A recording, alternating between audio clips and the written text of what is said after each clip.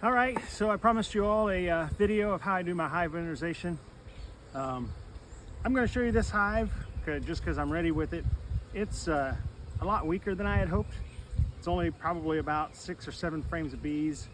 I don't know if they'll make it or not. I should have paid more attention to them earlier in the fall so I could have gotten them built up a little more. But this will probably be a hive that I actually start carrying into the garage on really cold winter days in January and February, maybe December.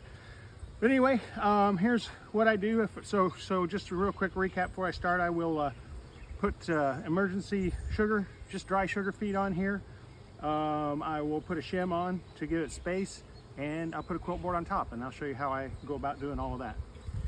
So I use a pretty thin shim for my emergency shim.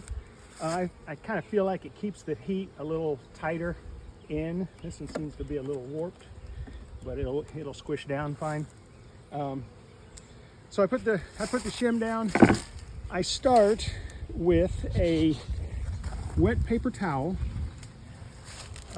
This is what the sugar will sit on. So I start off by spritzing it down just to get a little bit of moisture on it to start with. Hopefully I got some smoke going here. So chase the bees down so I can put this paper towel down.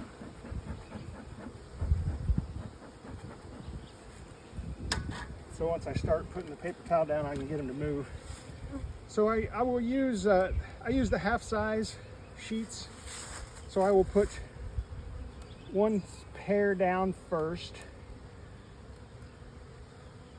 The 2 half sheets seem to do a pretty good job of covering most of the way across the top of the frames.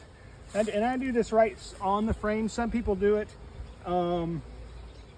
with a cone of sugar around the circle in the inner cover. I don't use inner covers, but I like to do it this way because it gives the bees immediate access.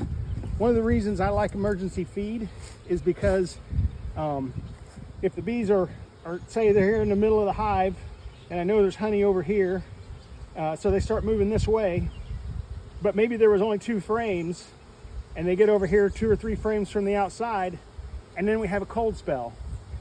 Well, if the bees run out of honey here on the frame that they're clustered on, and there's empty frames in between these and the frames on the other side, they won't go looking for it. They'll stay in cluster and try and wait out the cold, and eventually could starve to death. If you put this emergency feed on the top of the, directly on top of the frames, that cluster can come up and start eating that emergency feed until it warms up and they can move, or they can kind of eat their way over to the other side of the hive. So that's why I like the emergency feed directly on the frames like this. So for the other half, obviously I don't have enough room here. You can put 2 more on there if you want. The bees will eat through this paper towel and get their way and get their access to the sugar eventually that way. And the reason that I spritz it, and I'll get more into this here in just a second, is that it will cause a crust of the sugar to not flow down through the hive. It's going to be important because the bees will eat up through that paper pretty quickly, and if there's dry sugar immediately above the hole that they eat in the paper towel, it's all going to run down into the middle of the hive, and then you're not going to have emergency feed. So there's my first layer. So the next thing I do is I spread kind of a thin layer of sugar on top of the paper towels. I broke my jar. I'll have to get a new one here in a minute, but this will get me through this hive. So I just put a thin layer down, maybe 1/4 of an inch or less. And then I will spritz this some more so that I'm sure that this bottom layer of sugar is it doesn't crystallize, but it's gonna harden. It's gonna get crusty. So when the bees come up to eat it, they'll have that crusty shell on the bottom. I'll have more sugar on top of that. By the time they get to that, the rest of the sugar will absorb moisture from the inside of the hive, so you don't need to get the whole thing wet. So that will cause the rest of it to crust up. Probably within a week or 2, if you were to open this back up, you'll see that all of this sugar has gotten hard and crusty. You can take it out as as a big kind of single piece.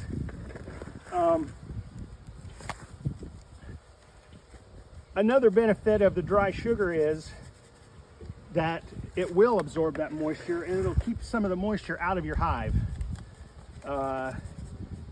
One of the benefits that I'll show you here in a minute of the quilt board is that it absorbs that moisture and doesn't allow it to drip down onto the bees.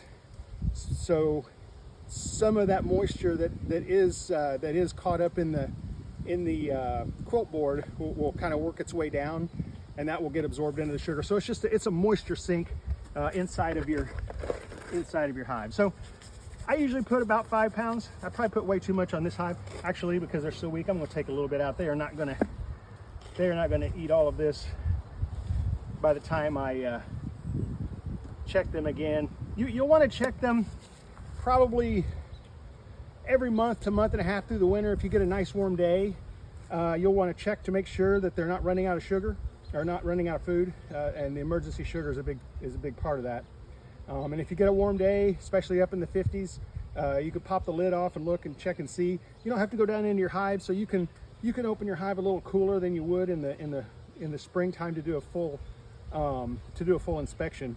But it's important that your bees have food, and if they run out, even if it's cold, you got to add some more. I'm going to spritz a little bit here on the top just to cause that crust all the way around.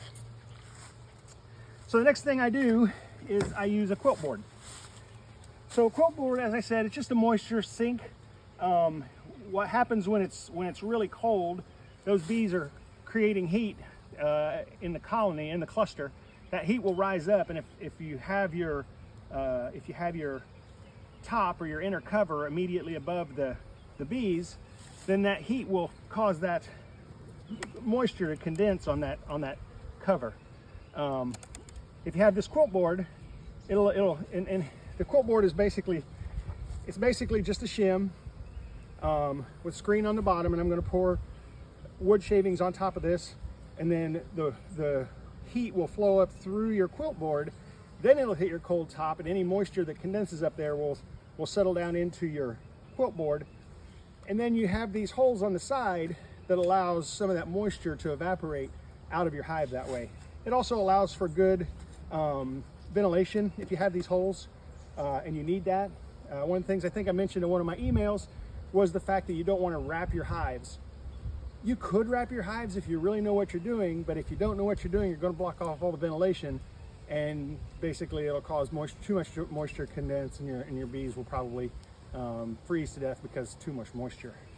So the quilt board, I don't like to add the wood shavings right on top because these are just cedar bedding shavings. But what will happen is as I pour these into here, there will be a lot of sawdust, and that sawdust will fall down into your hive. It doesn't really hurt anything, but I just don't like having all that sawdust in the hive. So I fill up my quilt board here with wood shavings. I try and get it really good and filled out, especially in the corners, which is the hardest place it seems like to get filled in. And then if you shake this a little bit, I don't know if you can see that, but a lot of sawdust falling out there as I shake it to allow it to settle. So this is my quilt board. I will set this right on top of my feeder shim, and then, as I said, I don't use inner covers, so I will put my top cover right on top of this.